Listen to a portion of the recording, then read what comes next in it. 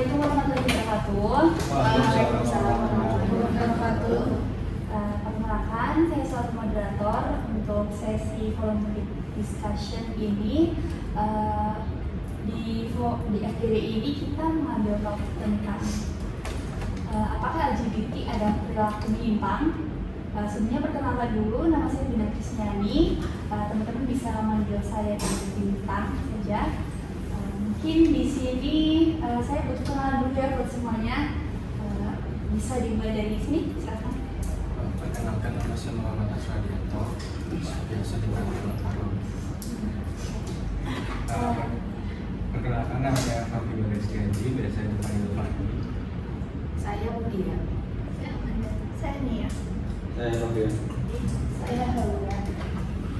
Jadi teman-teman di sini rata-rata mahasiswa ya, dari fakultas apa kalau boleh tahu? Psikologi. Oke, berarti psikologi semuanya ya. Oke, baik.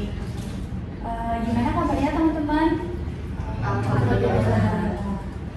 Jadi di sini ada saya sebagai moderator, kemudian ada perkenalan dulu ya, teman-teman saya ada Haura sebagai notulen, ya, kemudian ada Saya Fadlian juga. Oke, baik. Jadi temanya atau topiknya di FGD ini adalah apakah LGBT termasuk perilaku menyimpang? Mungkin buat pertanyaan awalnya saya mau menanyakan dulu ke teman-teman, apakah setuju kalau LGBT ada perilaku menyimpang? Setuju ya. Nah, kemudian saya akan menjelaskan dulu tentang tujuan dari FGD ini adalah yang pertama itu untuk menggali persepsi dan pandangan partisipan tentang LGBT. Apakah dianggap sebagai perilaku menyimpang, kemudian mengetahui faktor-faktor psikologis dan lingkungan yang menurut teman-teman semuanya dapat mempengaruhi orientasi seksual seseorang. Jadi nanti kita akan berdiskusi tentang apa aja sih yang sekiranya bisa menjadi faktor seseorang itu melakukan perilaku menyimpang gitu LGBT, kan? Apakah dia berasal dari psikologisnya atau dari lingkungannya, gitu. Kita akan mendiskusikan tentang itu ya teman-teman. Kemudian memahami dinamika sosial dan budaya yang membentuk pandangan masyarakat tentang LGBT.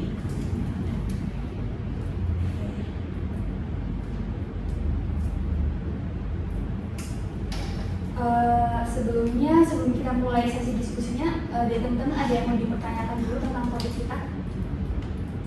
Tidak. Ya.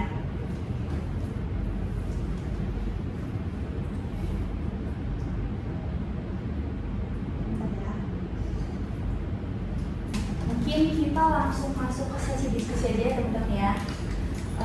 Menurut teman-teman deh, kita membuka pertanyaan buat semuanya. Silahkan kita memberikan kebebasan buat teman-teman berpendapat tentang apa yang nantinya akan dipertanyakan. Kita membebaskan jawaban teman-teman. Tapi di sini teman-teman sudah setuju ya bahwa LGBT itu adalah perilaku yang menyimpang. Gitu. Nah, menurut teman-teman apa sih yang dimaksud dengan LGBT? Mungkin bisa dimulai dengan siapa dulu? Kalau teman-teman kita berusaha menghargai setiap pendapat kok. Mas Asrul, silakan. Kalau dari saya tentang LGBT sih taunya dari singkatan ya. LGBT itu dari lesbian, terus gay, bisex sama transgender. Ya, Dari Mas Fahmi gimana tentang LGBT?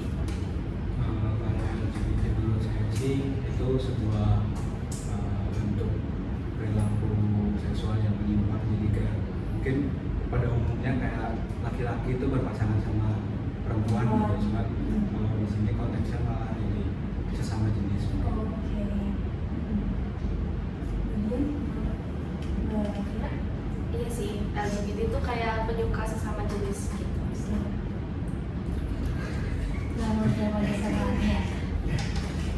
apa pandangannya tentang LGBT dan pandangan awalnya dulu? Awalnya yang saya tahu pas itu itu si LGBT yaitu apa suka sama sesama jenis. Sebenarnya kalau LGBT itu kan LGBT, lesbi, gay, biseksual, transgender. Nah itu kan nggak cuma sesuka sama jenis gitu loh, ada yang mengganti kelaminnya kan. Transgender tuh misal dari cewek ke cowok, dari cowok ke cewek itu kan belum tentu suka sama jenis gitu loh. Tapi termasuk dalam paket LGBT. Nah karena menurut saya itu LGBT itu perilaku menyimpang karena kenapa? Karena nggak sesuai norma loh. Karena normanya tuh kan berpasangan ya. Manusia itu diciptakan berpasang-pasangan antara cewek dan cowok, bukan cowok sama cowok. Nah kalau orang LGBT kan cowok sama cowok, cewek sama cewek gitu. Jadi itu memang nggak sesuai norma.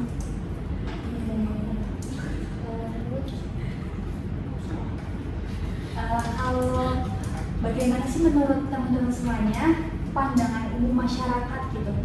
Kira-kira masyarakat kita itu, masyarakat lingkungan sekitar kita lah, memandang LGBT itu seperti apa? Apakah menormalisasi atau masih ada penolakan? Siapa dulu? Saya boleh? Ya kalau menurut saya masih penolakan dong, jelas karena di Indonesia kan maksudnya negara muslim ya, masih menjunjung tinggi nilai keagamaan. Nah di agama itu kan emang LGBT kayak gitu kan udah dilarang.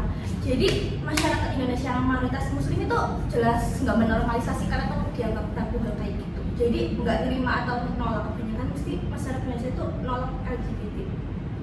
Iya betul. Kemudian ada lagi pandangan lain?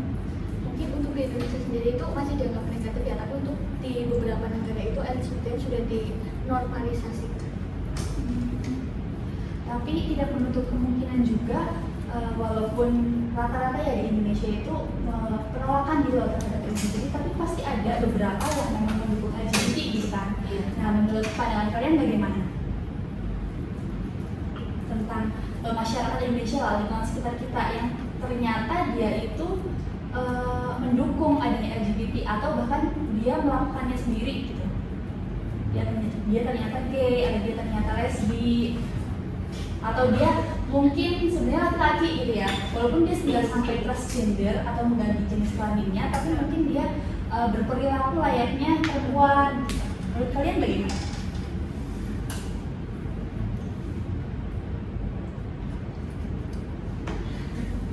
Kalau saya sendiri sih ya, kalau saya sih sebenarnya kurang setuju dengan misalnya kalau lihat orang-orang yang agak mungkin cowok yang agak kecewek-cewekan gitu atau mungkin bahkan gay gitu, sebenarnya saya kurang apa ya, saya kesel aja lihatnya kalau lihat orang-orang kayak gitu. Cuman taraf kesel saya tuh cuma kayak kenapa harus kayak gitu? Maksudnya kita tuh udah dilahirin sebagai cowok, kenapa nggak sesuai kodratnya aja? Terus, tapi nggak yang sampai keselnya tuh nunjukin ke orangnya gitu. Cuman saya lebih kayak menghindari buat kontak sama orang itu paling. Jadi membatasi diri kontak sama orang itu. Ya mungkin misalkan itu teman saya gitu ya. Ya temenan sih tetap temenan gitu. Cuman nggak yang kayak intinya saya bakal ada barrier lah antara saya sama dia. Jadi saya membatasi diri saya sama dia biar nggak terlalu dekat juga, karena saya nggak suka sama apa ya, cara pandang dia gitu, kayak kenapa nggak sesuai sama kodratnya aja, paling gitu sih. Sebenarnya kalau dilihat dari sisi norma sama keagamaan emang menyimpang ya, terus kayak emang dilihat tuh kurang etis, terus juga di Indonesia emang nggak dinormalisasikan. Tapi kalau sekarang itu tuh emang banyak dinormalisasikan karena hak asasi manusia gitu loh, kayak kebebasan gitu sih. Tapi tetap aja sebenarnya tidak sekali. Ya menurut kalian di lingkungan kampus aja ya, ada nggak sih yang begitu, maksudnya yang mereka itu mendukung adanya LGBT gitu, atau bahkan mereka melakukannya sendiri gitu? Maksudnya ada nggak? Sebenarnya mungkin ada dan bahkan banyak, tapi nggak terang-terangan. Terang-terangan? Iya. Bagaimana? Maksudnya diam-diam nggak terlalu cap out gitu loh. Maksudnya Nggak terlalu menunjukkan show off gitu. show off gitu. Tapi apakah dari looks-nya dia kelihatan atau bagaimana? Kadang emang ada yang kelihatan, kadang ada yang iya tahu. Bagaimana pernah bertemu dengan orang yang seperti itu? Atau berinteraksi deh? Aku Atau yang mau? itu Berarti di lingkungan sekitar kita lah, lingkungan kampus gitu ya, teman-teman udah pernah menemui orang dengan pro LGBT atau mungkin dia melakukannya gitu. Gitu. Nah teman-teman, perlu nggak sih kita membatasi diri gitu dari orang-orang yang memang seperti itu, maksudnya pro mendukung ataupun dia memang melakukannya gitu, perlu atau tidak? 50-50 sih. Kayak maksudnya kita perlu membatasi diri biar kita nggak jadi nggak terjerumus. Selain terjerumus takutnya kalau misalnya memang iya jadi korbannya gitu loh. Tapi kalau misalnya terlalu membatasi juga nggak baik. Kayak malahan tuh aku sebenarnya kayak pengen tahu sih sebenarnya yang mendasari ini sih dia kayak gini kenapa gitu. Pernah nggak dari teman-teman tuh adalah sesekali gitu berinteraksi sama orangnya langsung? Pernah? Belum? Bagaimana pada saat interaksi tuh perasaannya tuh gimana sih? Sebenarnya kalau misalnya kayak perasaan aku buat berinteraksi sama mereka tuh kayak biasa aja. Mereka tuh kayak manusia normal gitu loh kalau diajak berinteraksi. Terus yang fun fact-nya ternyata mereka tuh bakal tertarik sama orang yang sama-sama penyuka sama jenis gitu loh. Jadi kayak dia nggak bisa suka sama yang kayak normal kayak gitu tuh kurang menarik bagi mereka gitu. Begitu. Oh iya. Oke. Tapi kayaknya kita perlu membatasi diri nggak sih buat bergaul sama orang-orang mungkin pro LGBT atau dia melakukannya, karena kita kan nggak tahu ya apakah dengan kita bermain atau berkumpul dengan orang-orang yang seperti itu apa kita jadi terbawa atau gimana gitu kan? Iya. Ya tapi mungkin kalau memang itu teman dekatnya ya bisa diberitahu dengan lebih baik saja lah ya. Betul. Nah kemudian teman-teman, menurut teman-teman semuanya, apakah LGBT itu merupakan penyakit mental atau emang pilihan hidupnya dia, atau ada faktor lain, atau barangkali ada pengalaman masa lalu yang membuat dia tuh sekarang mungkin jadi LGBT, jadi menyukai sama jenis atau bahkan transgender gitu. Menurut teman-teman gimana? Kalau menurut saya penyakit mental itu bukan ya, tapi lebih mengarah ke penyimpangan karena udah menyimpang dari norma-norma sosial. Ya. Di DSM 5 itu juga sebenarnya nggak ada LGBT itu dibilang sebagai penyakit mental. Sebenarnya dulu tuh ada tahun 1920-an kayaknya. Tapi itu namanya homoseksualitas. Tapi pas itu tuh versi 2, tapi pas 1950 tuh dihapus sama pihak apa? Jadi ini bukan dibilang termasuk iya penyakit mental. Jadi kalau di DSM itu nggak dibilang kalau LGBT itu penyakit mental gitu ya. Oke. Tapi ada yang setuju nggak kalau misalnya LGBT itu adalah pilihan? Nggak. Bisa Kenapa? juga. Karena Pilihan setelah pengalaman masa lalu juga gitu loh, bisa jadi. Oh iya bisa. Kayak misalnya aku udah nggak percaya sama perempuan gitu, disakiti perempuan tapi kayak sakit banget coy gitu loh, kan jadinya kayak dia merasa nyaman sama laki-laki gitu. Itu bisa jadi tahu karena sepengalaman aku tuh yang teman ini orang ini teman aku ini tuh emang karena ini pengalaman masa lalu, bukan karena gimana. Terus juga apa ya, keluarganya itu tuh menerimanya sebagai karena emang pilihan hidupnya dia tuh kayak gitu. itu keluarganya menerima.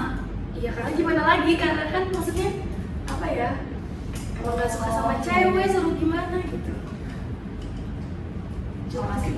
Terus juga pernah dibawa ke psikolog, psikiater gitu tuh emang nggak ada perubahan karena emang ini kayaknya bukan penyakit.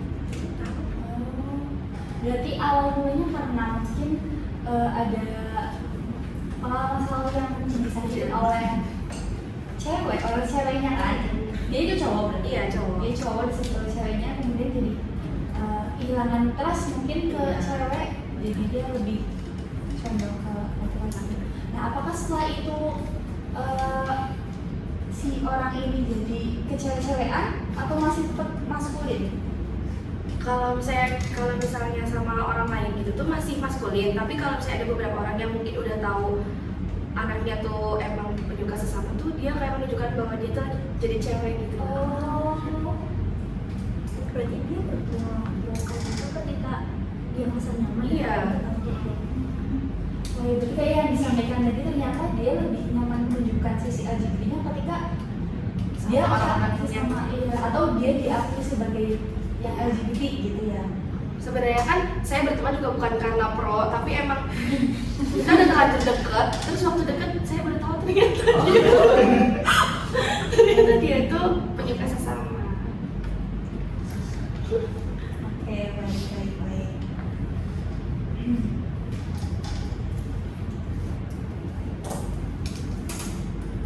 Nah, kemudian menurut teman-teman gimana sih peran lingkungannya gitu, keluarganya, teman, atau budayanya, atau media yang mereka gunakan itu mempengaruhi orientasi seksual seorang, apalagi orang yang LGBT gitu kan.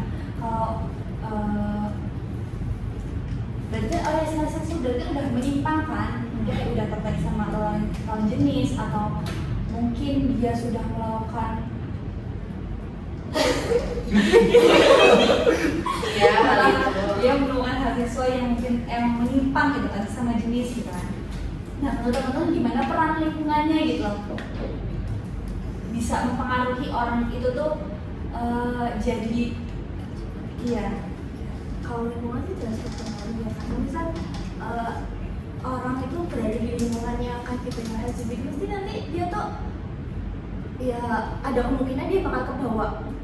Nah kalau misal orang yang suka nonton kayak film LGBT atau baca cerita tuh kemungkinan juga bakal pro dengan LGBT. Iya, karena kayak apa ya, pemikirannya tuh udah iya. Oh, jadi mungkin menurut Mbaknya dengan membaca atau menonton LGBT gitu kan, dia jadi menormalisasi hal itu. Iya, bisa jadi ya, bisa jadi enggak, tapi ya semua itu tergantung ke iya pribadinya masing-masing sih. Tapi kalau lingkungan pengaruh banget sih. Iya, berpengaruh banget. Ya setuju sih, maksudnya kayak apalagi misal lingkungan orang tua gitu ya, kayak lingkungan keluarga yang paling dekat pertama gitu, kayak kita dari kecil, maksudnya selama kita kecil kan fondasi pola pikir kita kan pasti dari orang tua. Kalau orang tuanya mungkin kayak misal cowok gitu ya, ayahnya tuh kurang bisa ngasih figur laki-laki gitu. Jadi kalau menurut saya ya, mungkin nanti pas si anak itu gede ya, pasti jadi dia nggak tahu kayak sosok laki-laki yang benar tuh kayak gimana. Maksudnya laki-laki yang benar-benar laki-laki itu harus gimana.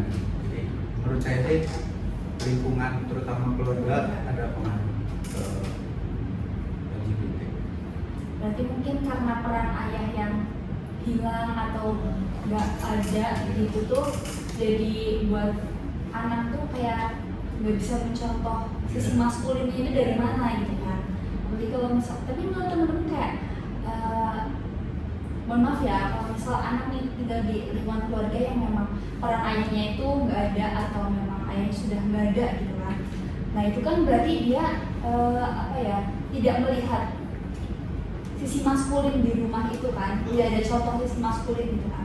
Apakah itu menurut teman-teman berpotensi buat dia jadi menyimpang LGBT enggak?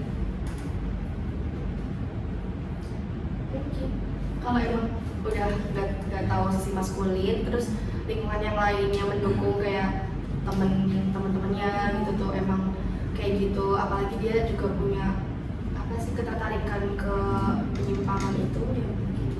Ya, jadi misal emang dari kecil gitu udah mendapat sosok ayah gitu, terus waktu dia tumbuh lingkungan sekitarnya mungkin cewek semua gitu, kakak adiknya cewek, ibunya gitu, terus teman-teman di sekolahnya kebanyakan cewek, mungkin kalau menurut saya mungkin aja itu bisa membentuk kepribadian dia yang mungkin agak menyimpang.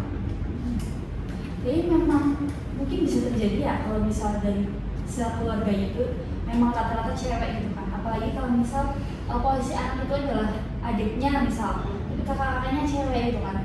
Mungkin barangkali kakak-kakaknya suka main dandan-dandanan gitu kan. Jadi kayak mungkin itu adiknya dijadikan objek buat kakaknya tuh main makeup-makeupan gitu kan. Nah, itu tuh bisa memunculkan sisi feminin dari si cowoknya itu bisa jadi kan.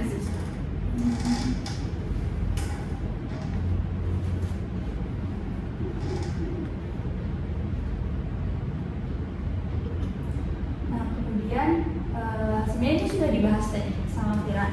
Ada nggak sih faktor psikologis yang dapat berkontribusi terhadap munculnya orientasi LGBT? Misalnya kayak pengalaman masa kecil, kemudian trauma masa lalu tentang percintaan yang kayak tadi gitu kan.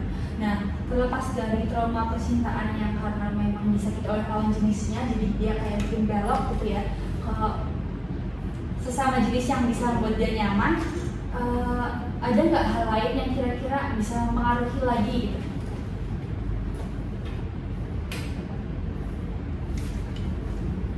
Atau pengalaman masa kecilnya gitu? Mungkin masalah ekonomi mungkin kayak dia lagi butuh uang terus kebetulan ditawarin untuk main sama cowok gitu ya. Ada ya gitu? Ada banyak. Jadi, berarti ini mungkin kalau ilmu ya, ini kayak pekerja seks komersial gitu ya. Cuman ini cowok.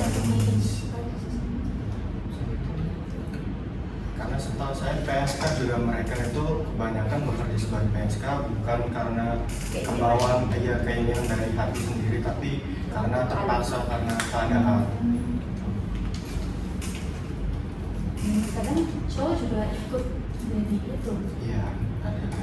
Contohnya kayak waria-waria kayak gitu. Oh iya. Mereka juga pasti terpaksa kan, nggak mungkin karena kemauan sendiri kan. Tapi teman-teman udah pernah ketemu nggak? Ketemu secara langsung gitu? Sudah. Sudah. Kalau waria gitu kadang di lampu merah juga. Iya, kan emang menariknya kayak gitu kan.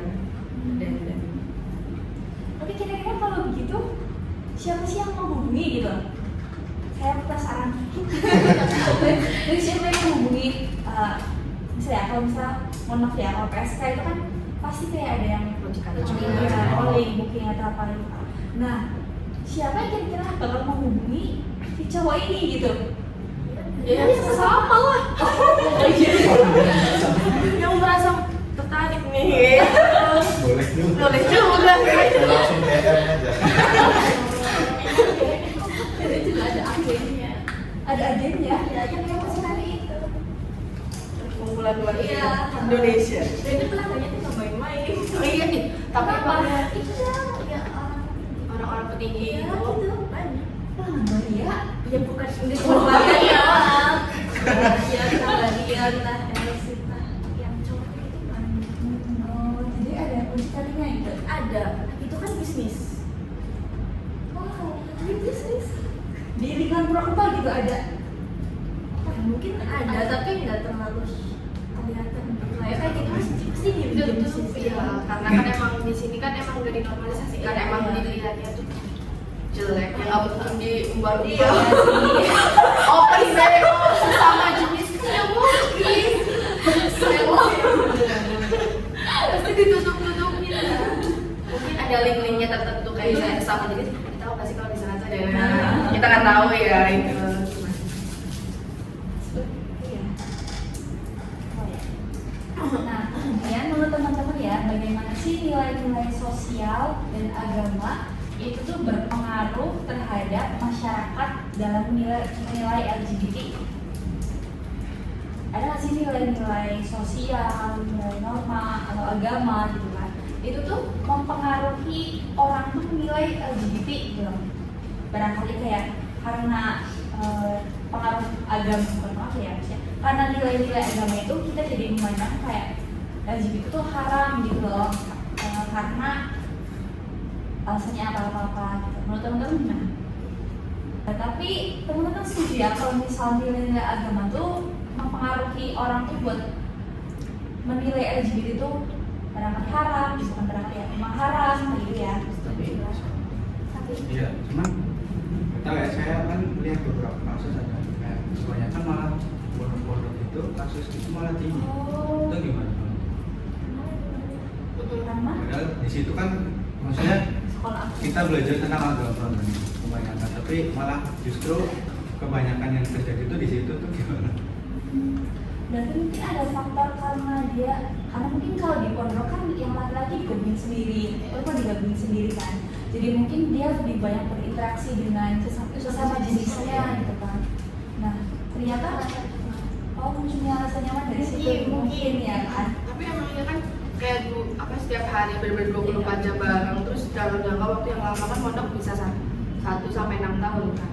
Kayak ya emang mereka bisa selesai sama orang itu gitu. Apalagi kan kalau di pondok dibatasin banget tuh kalau sama lawan jenis, jadinya ya mereka nyari kenyamanan ke teman-teman yang ada di sekelilingnya gitu. Bisa jadi. Padahal penguatan tentang nilai agamanya itu kuat gitu ya, tapi tetap bisa melakukan penyimpangan. Dia tergantung orangnya Masing-masing sih. Kayak contohnya ada sih teman saya kan. Iya. Teman SMA saya dulu kan habis SMA tuh dia mutusin buat ngomong, cuma 6 bulan doang. Nah itu alasan dia keluar salah satunya karena dia melihat ada temannya sendiri. Dia lihat tuh katanya temannya tuh bilangnya gini, ada cowok lah, intinya ada satu cowok yang lewat, terus temannya dia tuh bilang itu cantik banget, bilangnya gitu. Terus gara-gara itu temanku langsung pilih buat selesai, nggak lanjut masuk lagi. Oh temenku yang cowok ini dibilang cantik gitu. Enggak, jadi temanku Temennya kan cowok. lagi ngobrol sama teman cowoknya nih. Iya. Terus ada cowok lagi lewat. Nah, ini tuh Oh, ngomong iya, tuh iya, cantik iya. banget dibilangnya gitu. Berarti kan kayak tergantung pribadi masing-masing, bener kan, balik lagi ya. Temanku yang maksudnya udah bareng juga sama dia mondok, tapi nggak ada konteks pikiran kayak gitu juga. Oh berarti orang-orang yang LGBT juga bisa melihat cowok itu cantik kayak gitu ya? Bisa dong. Iya katanya tuh kalau misalnya yang belok itu tuh kelihatan katanya. Nah, cuma kan kalau kita emang nggak ngerti gimana konsep itu ya, maksudnya kita ngeliat dari sisi apa gitu. Tapi kalau dari teman-teman aku yang gitu yang belok itu tuh emang bisa ngeliat itu loh. Even dia lihat dari postingan Instagram kayak pasti dia suka ini sesama kayak gitu, itu tuh bisa kelihatan katanya. Iya. Katanya ada ya mungkin auranya, terus juga ada kayak ada tandanya, tapi kan kita nggak bisa lihat kayak orang oh ya udah cewek cantik kan, ternyata cewek cantik ini tuh emang suka sama sesama gitu. Tapi orang yang emang belok itu bisa lihat, bisa tahu. Oh bisa kayak gitu ya? Nah makanya mungkin mereka tuh link-linknya tuh gara-gara ini pasti sesama nih kayak gitu loh, jadi kayak mulai menghubungi lah, terus mulai mereka dekat berteman awalnya, mungkin jadi ada hubungan itu ya gara-gara kayak gitu mungkin. Karena kadang yang punya hubungan itu tuh bukan sama orang terdekat gitu loh, bisa jadi tuh kayak orang jauh tiba-tiba kenal gitu sih kalau dari teman. Oke baik.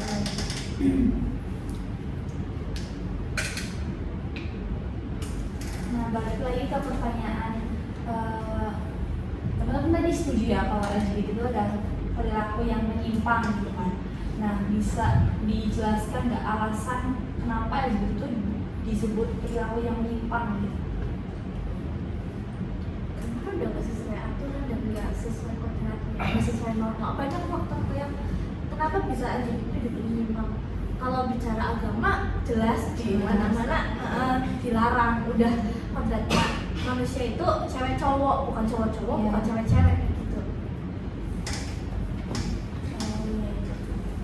Mungkin kenapa menyimpang karena di sini emang aturannya nggak kayak gitu gitu loh, norma yang berlaku tuh emang nggak kayak gitu, jadi ya menyimpang. Kalau misalnya di luar emang udah dinormalisasikan gitu ya dibilangnya perilakunya biasa aja gitu, bukan Kalau di Thailand itu kan udah dibolehin pernikahan sesama jenis, ya udah di sana biasa aja. Tapi Thailand juga termasuk populasi muslimnya juga lumayan banyak kan? Iya sih. Nah, tapi memang mungkin ada yang beberapa yang pro banget ya sama LGBT. Ya kalau dilihat dari agama sebenarnya suka misalnya kayak berhubungan cewek sama cowok kalau menikah juga haram kan ya. Iya. Sebenarnya aku apalagi yang cewek-cewek cowok-cowok gitu. Kalau misalnya emang dilihat dari konteks agama, kalau misalnya emang dari normanya doang ya cewek cowok udah hal biasa, tapi kalau cowok-cowok cewek-cewek itu kan nggak biasa. nggak biasa. Luar biasa. Iya. Biasa.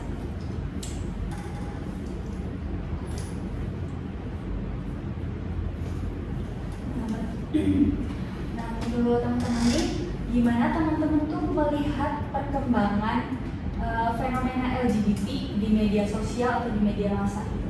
Gimana sih LGBT ini dipandang secara keseluruhan juga di media sosial? Apakah masih ada penolakan atau justru kalau di media sosial itu lebih kayak apa ya? Kayak yang tadi bilang kayak sekarang udah waktunya buat menghargai hak asasi manusia gitu kan? Gimana? Kalau yang saya lihat sendiri sih ya, kayak nggak tahu mungkin karena emang kalau di media sosial tuh kaum yang itu lebih berani buat ngomong kali ya. Jadi kalau di media sosial tuh mereka justru lebih kelihatan muncul gitu kayak, kok banyak ternyata yang kaum yang kayak gitu tuh banyak ternyata. Cuman ya kelihatannya waktu di media sosial doang. Kalau di real life enggak. Terus kalau kayaknya karena di media sosial terus sesama jenis itu tuh kayak malah ih lucu gini-gini itu malah kayak ini loh, kayak mereka tuh oh berarti ini banyak yang suka gitu karena ih gemes banget, apalagi yang kayak nge-ship-shipin itu loh, misalnya itu ini ternyata cocok gitu-gitu kan kayak membuat orang itu tuh lebih oh berarti aku kayak gini tuh nggak masalah gitu, jadi mereka langsung ini tampil aja gitu. Iya kayak misal mungkin banyak lah di TikTok di mana gitu konten kreator yang ada poti gitu kan banyak dan itu pun banyak yang nge-support kan padahal jelas-jelas itu kan nggak sesuai normanya sebagai laki-laki atau perempuan gitu. Iya. Tapi kita nggak tahu di real life-nya sih sebenarnya kan mungkin mereka emang buat naikin manajemennya aja. Cuman kan tetap aja maksudnya bayangin maksudnya banyak anak-anak yang nggak dikontrol orang tuanya. Iya, bisa aja kalau anak-anak kayak itu kan bisa ngebikin mereka juga. Jadi contoh gitu. Jadi ibaratnya kalau di masyarakat sudah mulai dinormalisasi tentang LGBT ya, walaupun mungkin karena mungkin cuma kayak ini lucu banget atau apa, jadi itu tuh kayak sedikit mendorong dia itu buat melakukan hal itu lagi, atau bisa jadi mendorong buat orang lain itu melakukan hal yang sama karena emang ini dibilang lucu nih. Iya. Ya bisa aja orang yang awalnya mungkin belum berani buat nunjukin kalau dia tuh sebenarnya emang agak belok gitu, terus lihat oh, dia aja banyak yang support gitu, terus jadi berani sekarang gitu. Oke, berarti faktor media sosial yang mensupport hal-hal kayak gitu juga bisa menggiring seseorang buat apa ya, menunjukkan dirinya kalau dia tuh LGBT gitu ya. Oke, baik.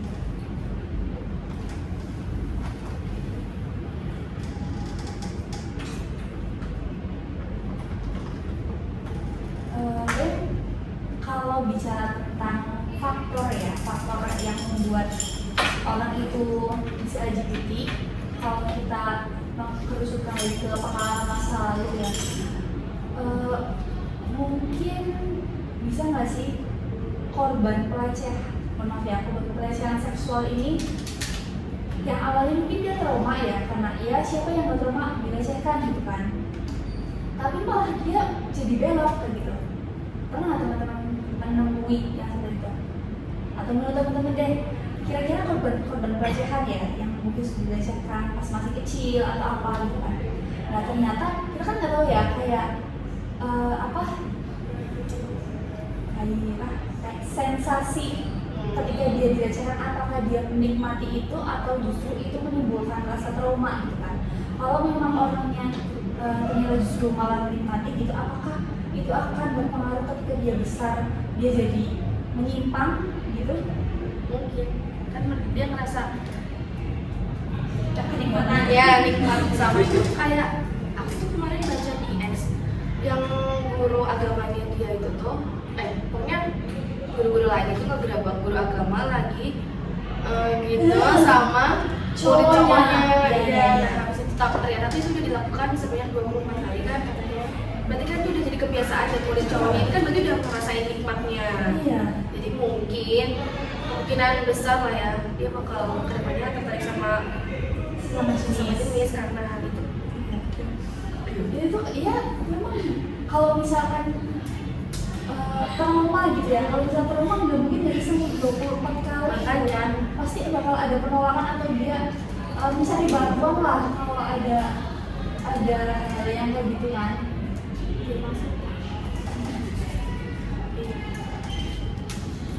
Kan biasanya perilaku itu muncul misalnya dari sifat itu kalau saya dilakukannya secara berulang.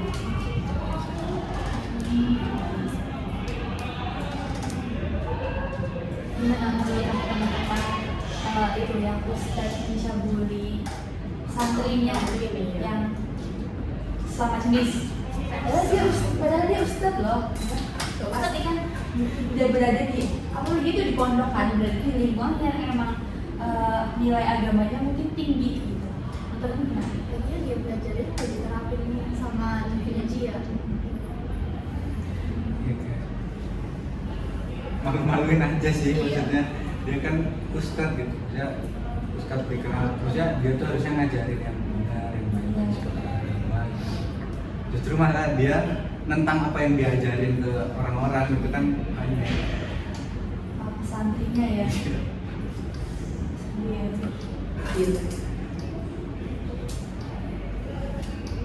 Dia cuma bisa ngomong, nggak bisa merangkum. Iya, makanya dia mau ini dia bisa. Tapi emang kalau di lingkungan pondok pesantren itu emang agak rawan gitu ya, kalau emang pondok pesantrennya yang enggak iya, yang modern banget gitu loh. Nah, menurut teman-teman dampak sosial atau psikologis yang dialami orang-orang yang LGBT itu di masyarakat itu bagaimana? Dampaknya, jadi misal ada nih orang yang LGBT gitu kan. Nah, dampak sosialnya ketika dia bermasyarakat gitu, apakah akan ada penghakiman atau penghindaran dari orang-orang sekitar gitu, bagaimana? Bisa juga kalau misalnya lingkungannya itu enggak apa ya menantang gitu. Kalau orang itu berada di lingkungan yang enggak setuju sama LGBT, pasti bakal dikucilin, bakal didiskriminasi gitu. Tapi ketika orang itu berada di lingkungan yang sama kayak dia, pasti bakal disupport hidup. Semua itu ya tergantung lingkungan juga sih. Sanksi sosial mah pasti, apalagi di sini kan emang belum dinormalin kan. Enggak, jangan sampai di normal. Iya. Iya. Oh iya jangan. Maksudnya karena emang nggak dinormalin, jadi kalau sanksi sosial ya pasti. Ya itu mungkin karena itu juga jadi mereka punya tempat-tempat tertentu buat kumpul sama mereka. Tapi kalau di luar negeri itu kan sudah dinormalisasikan ya dengan LGBT ya. Sampai mungkin sempat juga ya ada demo buat melegalisasi LGBT itu kan. Nah, untuk teman-teman, apakah peristiwa itu di luar negeri itu mempengaruhi kita yang di dalam negeri yang belum menormalisasi enggak? Ya, mungkin ada mikir kayak orang di sana aja lagi berusaha dilegalkan gitu tentang LGBT, masa kita enggak gitu bagi orang-orang yang mungkin pro tentang LGBT bisa mempengaruhi enggak? Kalau mempengaruhi bisa aja, kalau emang saya mempengaruhi ya. Menurut aku tuh kalau mempengaruhi bisa, tapi kayaknya emang di Indonesia emang dari awalnya dari itu emang bukan buat ini gitu loh. Enggak, emang dari awalnya enggak menolak gitu kan. Kalau orang yang pro jelas kayak kita mikir lah di negara sana aja boleh kayak gitu. Dia tuh pengennya dia tuh pengen diakui. Orang kayak gitu tuh pengen diakui.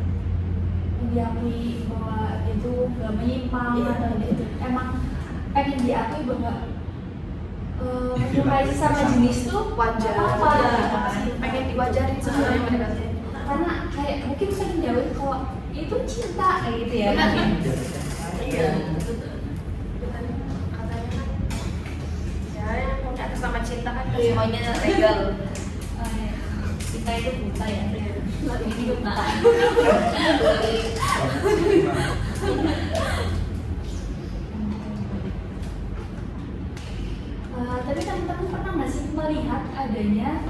diskriminasi gitu loh, tentang ke kelompok LGBT gitu loh, kayak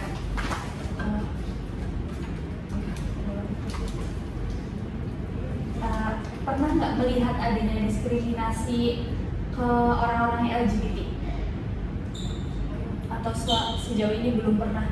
Kalau lihat langsung itu nggak pernah, tapi kalau di X itu kan ada komunitas gitu kan, terus pasti komenannya banyak banget yang nggak setuju sih.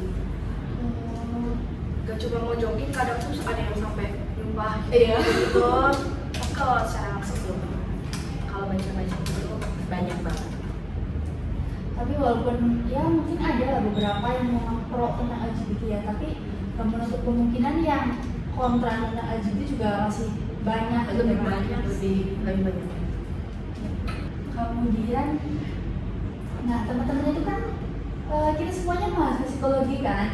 Nah kalau misalkan kedepannya teman-teman di kemudian, maksudnya apabila di kemudian hari teman-teman itu menjadi psikolog kayak gitu kan, dan ternyata ada apa namanya, ya ada klien yang terindikasi LGBT gitu kan, bagaimana sih menurut teman-teman peran psikolog ini dalam menangani klien dengan LGBT gitu? Kira-kira apa yang akan dilakukan pertama kali sama teman-teman? Boleh. Asesmen dulu lah itu. Apa sih yang udah saya yang langsung hal itu? Oke. Tapi emang menurut teman-teman sebaiknya memang orang dengan perilaku minimal LGBT ini perlu nggak sih buat dikonsultasikan ke yang profesional gitu? Mungkin perlu ya, tapi kalau emang udah dikonsultasi tapi jadi diri mereka sendiri gak ada keinginan berubah ya cuma juga sih. Iya sih.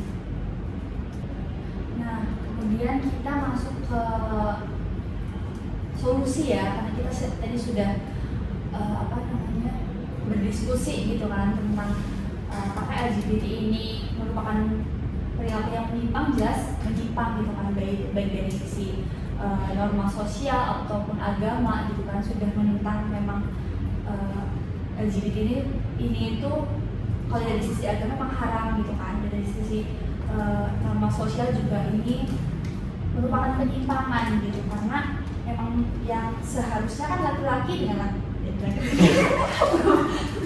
laki-laki dengan perempuan gitu kan, perempuan dengan laki-laki gitu kan, memang sudah sewajarnya begitu.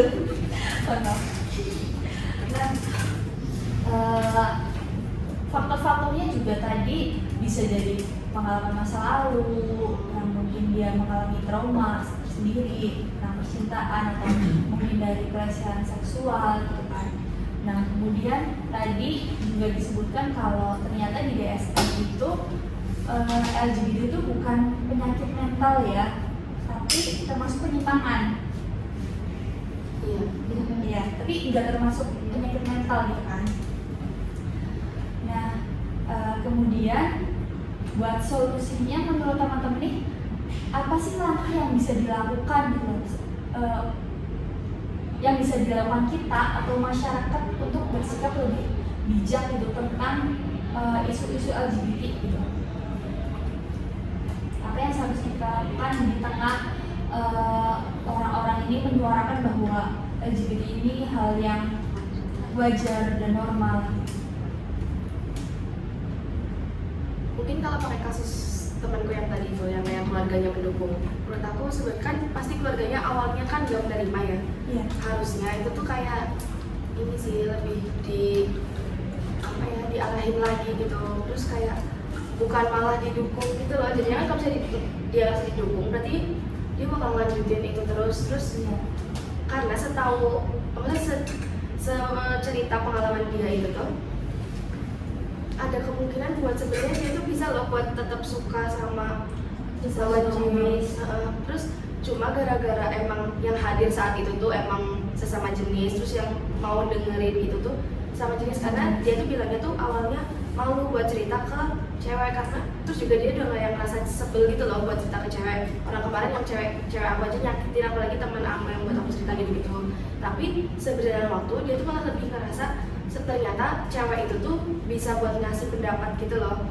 terus cowok kan cuma bisa dengerin doang, kayak ngasih solusinya tuh lebih sedikit kayak gitu. Terus nah kenapa dia ngelanjutin itu karena orang tuanya yang mendukung. Mungkin kalau misalnya emang dari awal orang tuanya juga menentang, terus emang kayak ngasih apa ya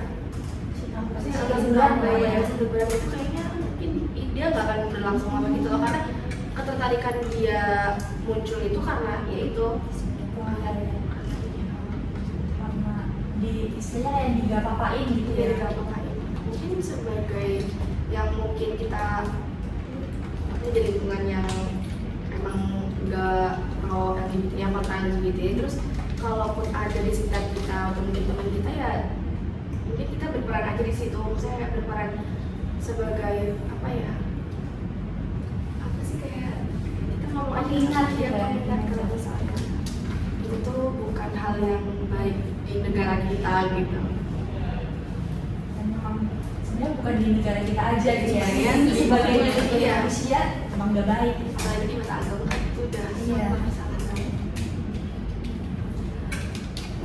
Berarti walaupun pelakunya ya orang LGBT-nya itu adalah teman terdekat kita atau barangkali orang keluarga kita dan sebagainya, itu berarti nggak boleh lah ya dinormalisasikan gitu kan, apalagi didukung, apalagi juga bapain gitu kan. Tetap harus ada pengingat atau apa namanya, teguran lah bahwa itu perilaku yang menyimpang yang nggak seharusnya dilakukan oleh manusia gitu kan. Oke. Nah, kemudian gimana sih peran pendidikan dan keluarga dalam mencegah atau menanggapi perilaku LGBT? Kita ke peran pendidikan dulu deh. Pendidikan, menurut teman-teman tuh pendidikan itu berperan nggak sih buat buat mencegah atau menanggapi gitu, tentang perilaku LGBT?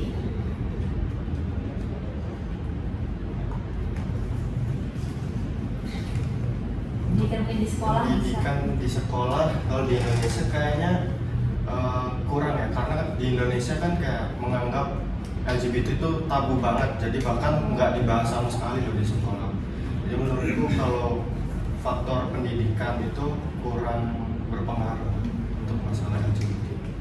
Karena mungkin ya kayak tadi kayak masih tabu, jadi nggak perlu dibahas-bahas banget gitu kan.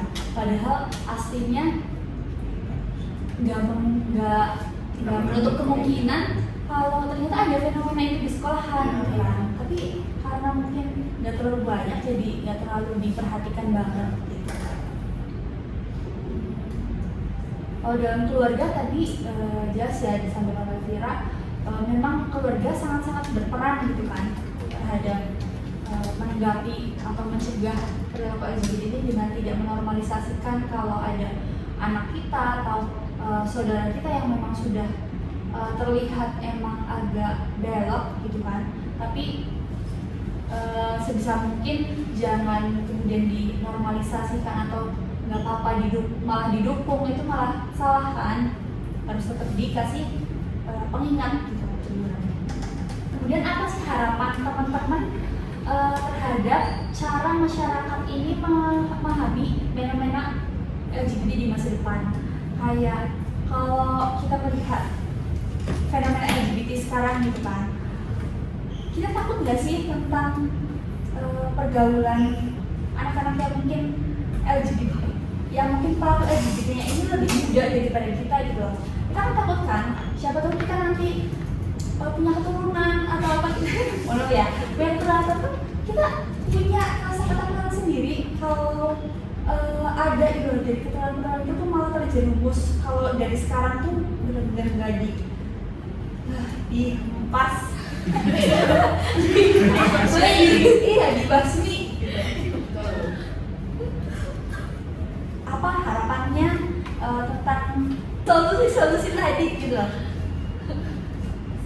Harapannya teman-teman biar keturunan kita tuh semoga aja nggak terdampak fenomena ini. Kalau misal buat ngilangin orang-orang yang LGBT itu susah sih, Ya susah. bener-bener susah. Jadi ya dari yang misal kita jadi orang tua, kita ngasih tahu ke anak kita apa apa ya, kayak bahayanya LGBT itu apa, LGBT apa. Jadi kayak masih Ada usaha preventif. iya, ada usaha preventif dari diri kita sebagai orang tua kan gitu, biar anak kita juga nggak terjerumus ke dalam hal itu. Terus kita juga harus memantau mungkin lingkungan pertemanan anak kayak gitu tuh penting banget sih. Iya, iya. Kalau aku sih harapannya ya, pengennya tuh sebenarnya ada apa ya, ada hukuman yang dikasih ke orang-orang kayak gitu. Jadi kedepannya tuh nanti orang-orang yang mungkin punya potensi buat ya menyimpang tuh mereka bakal takut kayak ngerti nggak sih, kayak kalau harapan aku sih gitu ya, kayaknya kaum yang kayak gitu tuh dikasih hukuman yang keras lah. Jadi ya orang-orang lain juga tahu kalau hal itu tuh emang nggak benar, makanya dikasih hukuman. Sama aja kayak misal maling gitu ya, orang maling gitu kan dapat hukuman segala macam. Entah itu kalau sanksi sosial kan gede tuh maling tuh, kalau ketangkep digebukin sampai mati juga ada kan. Jadi kalau harapannya sih kaum yang, kalau aku ya pengennya gitu, kaum yang emang menyimpang tuh dapat hukuman yang setimpal. Karena maksudnya kalau di agama pun kaum yang kayak gitu kan hukumannya udah di apa ya, apa sih, Rajam. sampai meninggal. Macam dilempar Pak. Iya, sampai meninggal kan. Macam Ya gitu lah, pokoknya harapannya sih pengennya gitu. Ada hukum tertulisnya. Jadi kedepannya mungkin terutama anak-anak jadi tahu gitu loh, kayak oh ya itu tuh nggak benar, sampai makanya hukumannya sekeras itu hukumannya itu. Oke. Ya sih memang seharusnya dikasih punishment gitu ya kita, karena itu kan udah masuk ke perilaku penyimpang ya. Orang yang melakukan penyimpangan kita Malah disupport. ya malah disupport. Harusnya kan kalaupun nggak disupport, harusnya kayak diberikan sanksi lah ya, sanksi terkait kenapa dia melakukan hal yang seperti itu gitu kan.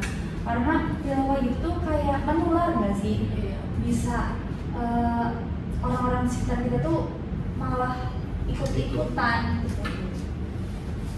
Oke. Nah, Ji, untuk yang terakhir kalinya insya Allah teman.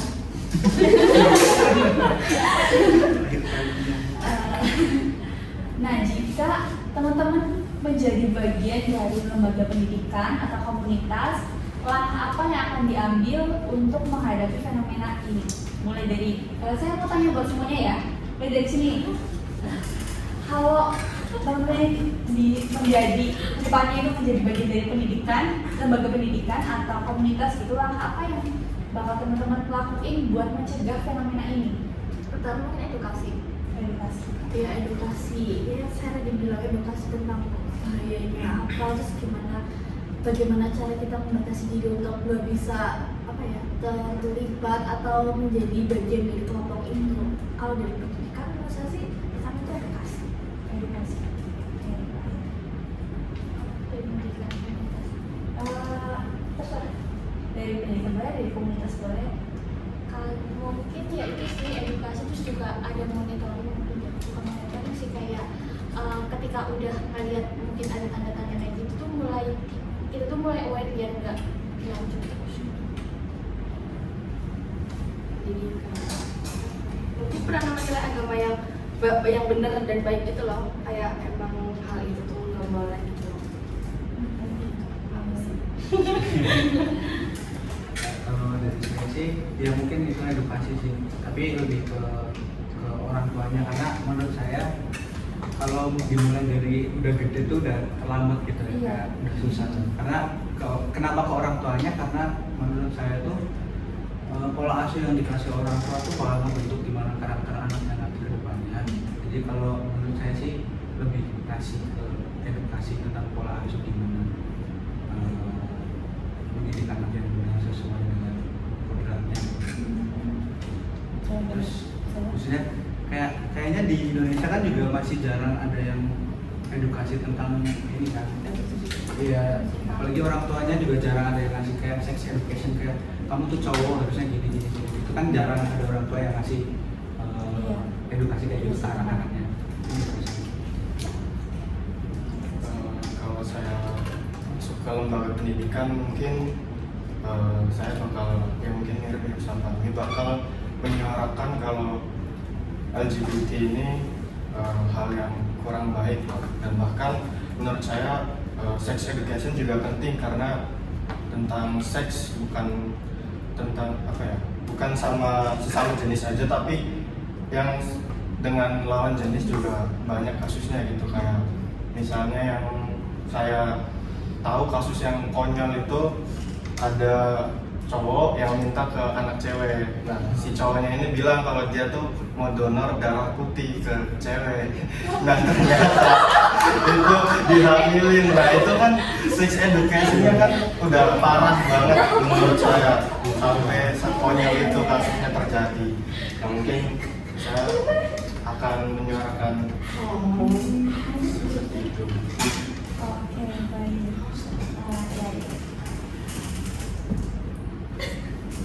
Saran yang bagus ya teman-teman ya. Atau mungkin bisa dibuat ada nggak sih, sudah ada nggak sih kayak rehabilitasi gitu lah buat orang-orang yang LGBT gitu. Atau malah jadi berbahaya kalau orang-orang kayak gitu jadi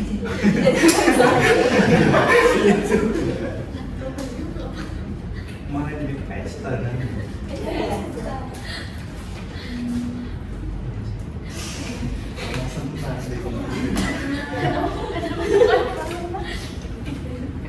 Ya lanjut dulu. Enggak. Nah, mungkin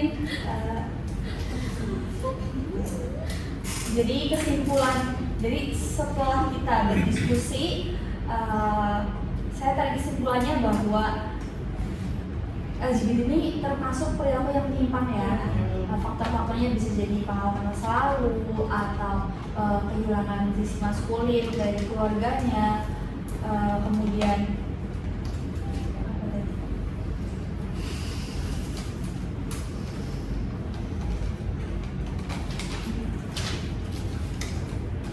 seperti itu. Dan ternyata dampak dari LGBT itu kalau di Indonesia masih kayak mungkin nggak terlalu didiskriminasi banget kalau di real life-nya gitu ya. Tapi kalau di media sosialnya sudah ada yang berani mendiskriminasi gitu kan.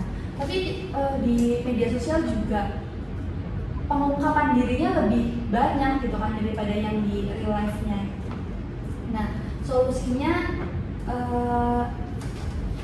tadi dari Mas Fahmi mungkin bisa dikasih hukuman gitu ya, atau teguran terhadap perilaku terhadap orang-orang yang melakukan perilaku menyimpang LGBT gitu kan. Atau kalau bisa di lembaga pendidikan bisa dikasih edukasi sex education baik dari sesama jenis atau lawan jenis gitu kan. Oke, baik teman-teman, terima kasih sudah meluangkan waktunya. Terima kasih sudah meluangkan waktunya. Diskusi kali ini sangat menyenangkan ya, teman-teman ya. Karena kita berbicara tentang LGBT, ternyata banyak sekali faktor-faktornya dan dampak-dampaknya. Terima kasih teman-teman sudah mau buat berbagi pendapatnya tentang LGBT ini. Semoga kedepannya kita dihindarkan dari perilaku-perilaku menyimpang, baik itu diri kita sendiri ataupun keluarga kita atau keturunan kita. Amin. Terima kasih. Assalamualaikum warahmatullahi wabarakatuh. Waalaikumsalam warahmatullahi wabarakatuh.